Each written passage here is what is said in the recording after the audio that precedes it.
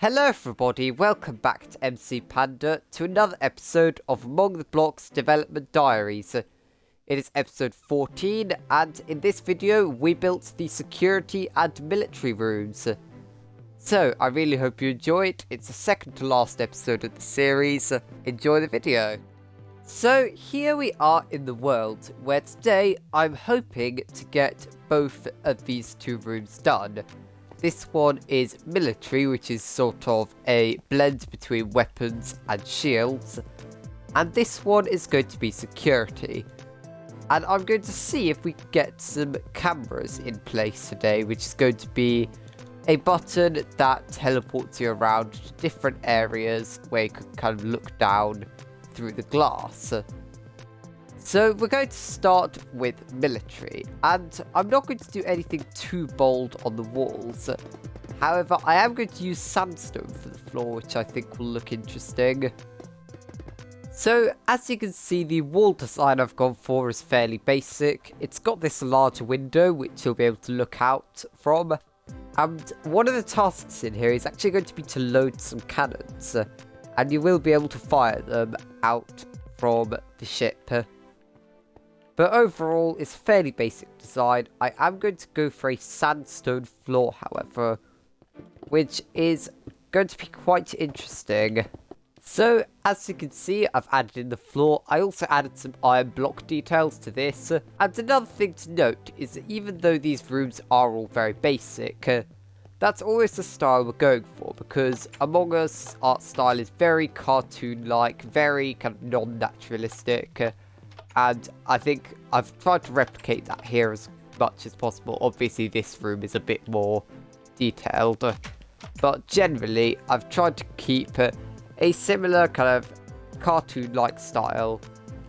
And I think I've hopefully done that here quite well. So the first task is going to be load cannons. And these are going to be some dispensers out from the side. And essentially what I'm going to try and build is almost a missile storage unit.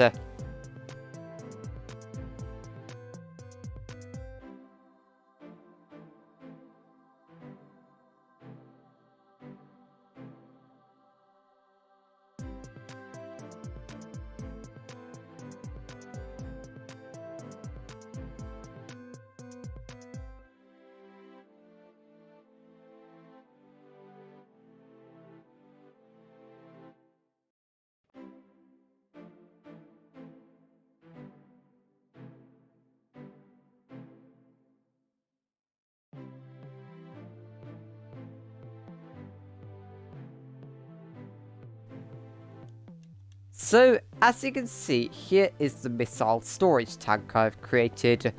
I've used sticky pistons to give it almost the look. You can flip up these trapdoors, and this almost looks like where they could be stored.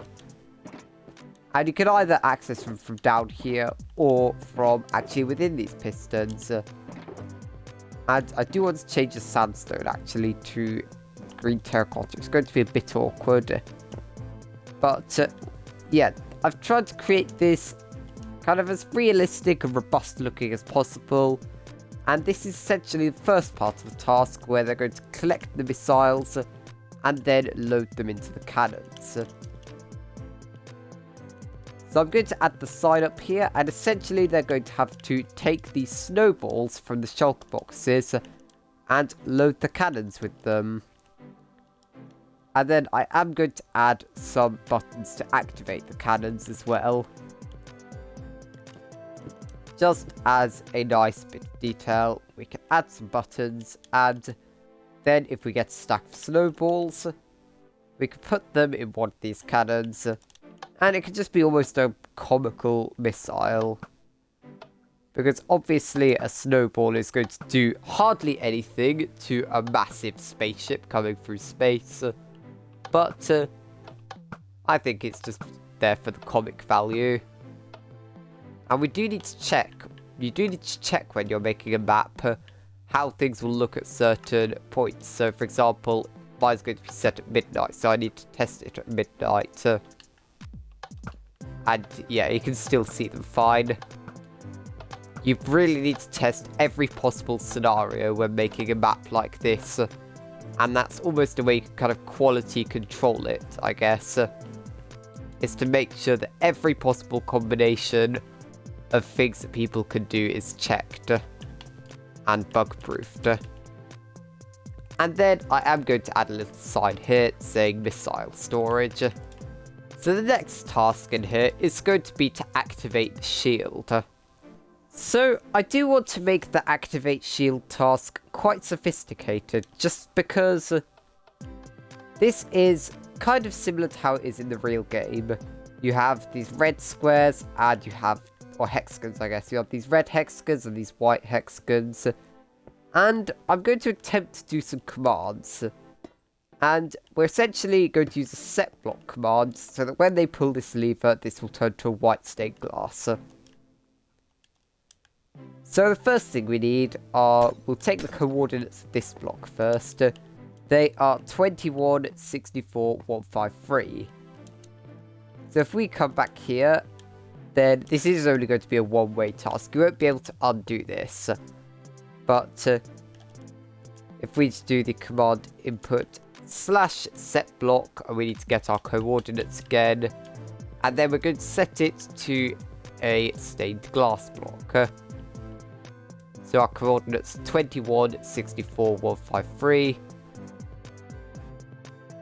To check what the stained glass ID is, you can just go, you can use this, you can type out the set block command in the chat, and it'll bring up this interface of everything you can set it to. If I start typing stained glass, then you'll see that the formula for this is just stained underscore glass, and then I assume it'll be a value for whatever color you want. We won't need a value here though, because it's white by default. So we'll give this a quick test, and as you can see, it sets it to a white stained glass. So now we just need to essentially replicate that command for all three different positions. So as you can see, if we flick each lever, it turns the red glass to a white stained glass. And that's essentially what the task is. Obviously it can only be done once, and the rules in this version of the game, if someone else has done your task, you don't need to do it. And then the final task in here is going to be the final accept diverted power task. And there are 5 of these across the map in total, and they're all just a lever and a redstone lamp. These ones are extremely simple to create.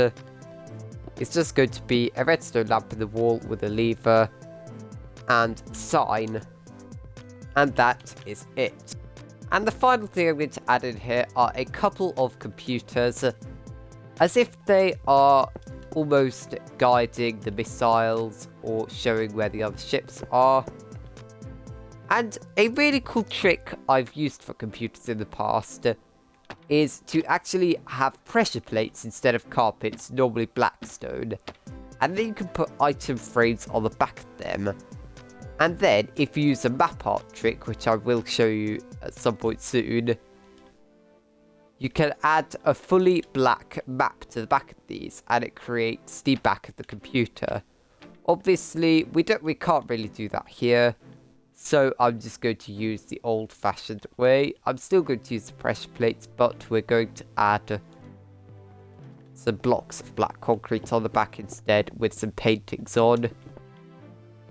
Also, since the last episode, they have fixed the bug where paintings were becoming invisible, which is obviously very good because it means we can have these displayed here.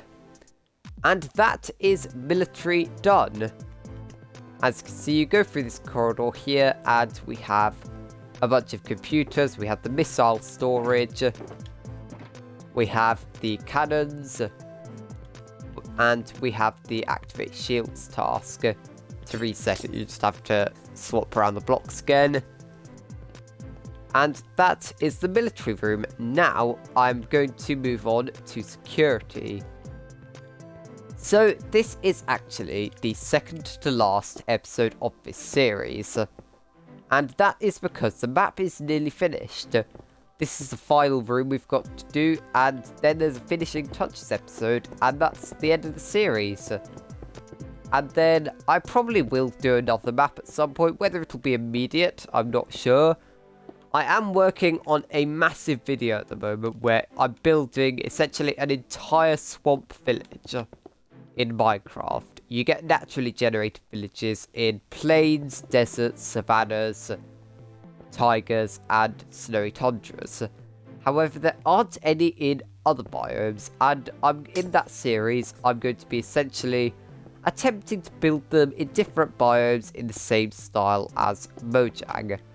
However, I massively underestimated the time it would take to record that, and I'm some of the way done filming it. I had to actually start again halfway through, which was unhelpful, but I'm really happy with how it's coming along so far, and it will be a great video that will be coming out hopefully over the next few weeks. And then eventually there will be a new map making project to replace this one. My next map, I was thinking possibly could be some sort of escape room style puzzle map. And there's obviously, with this series, there's still the map art tutorial that I promised I would do. And that will be coming out soon as well. That'll be coming out before episode 15. So that is my plan for the end of this series and going forward.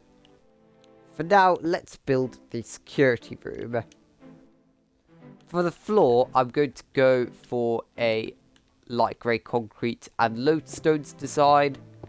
And this again is pretty much the basic design of the map. But the most interesting thing in here are going to be the security cameras. And there's going to be, I think, one task in here, but other than that, the main attraction is just going to be the cameras. So for the cameras, I'm going to set up a board like this. And there's essentially going to be a variety of different places that you can teleport to and look down through a glass window. So the camera's idea didn't really work. So instead, I'm going to test out having it teleporting you to the different areas. I'm not sure whether this would be too overpowered or not. However, I think that considering the cameras can't really work, this is the best thing we can do. So I'm going to decide on the 5 locations, and I'll do all the commands to teleport you to the different areas. Okay, so the teleportation method is done, and it's worth noting you can't actually go back. So once you teleport somewhere, as you can see, there's no way to go back. You have to make your own way back to storage if you want to get somewhere else. So as you can see, these all teleport you to different places around the map. And I did have a bit of a silly idea. So I've done /TP at P to do the closest player.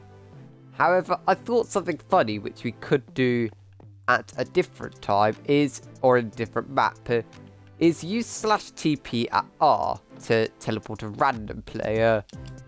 So for example, the imposter could randomly get teleported as they're about to get someone, or a random player who's about to call a meeting could get teleported away if the imposter uses these, because the imposter can use these as well.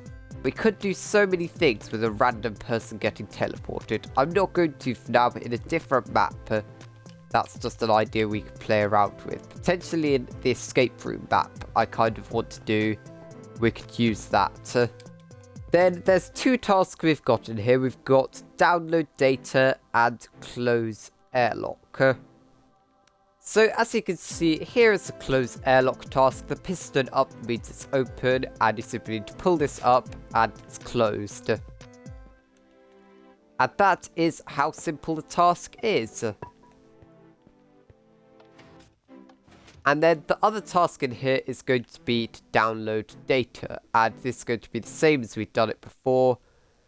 There's simply going to be a dispenser with some repeaters, in fact a dropper, with a couple of repeaters behind it to cause delay, and a lever.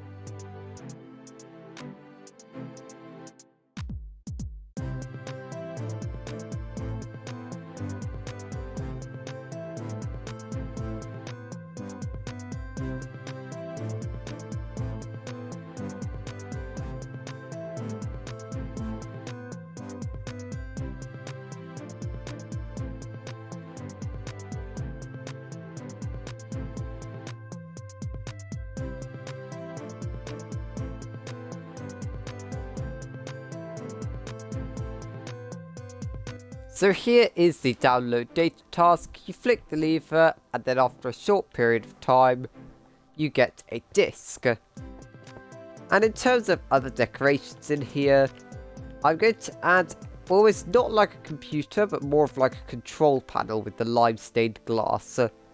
And that is the room finished. We have the close airlock task, the different teleporting levers, download data, and this little decoration here. And that is security done and military done. And I have nowhere outdoors to stand anymore because all the rooms in this spaceship have now been completed. So in our next episode, we will be working on all the finishing details that we haven't got already, such as the vents, such as covering up the things on the floor. There'll be a map art tutorial before then coming out. And thank you all for watching this video. I really hope you enjoyed it. Leave a like if you did. Subscribe to see more content like this. And I will see you all next time. Goodbye.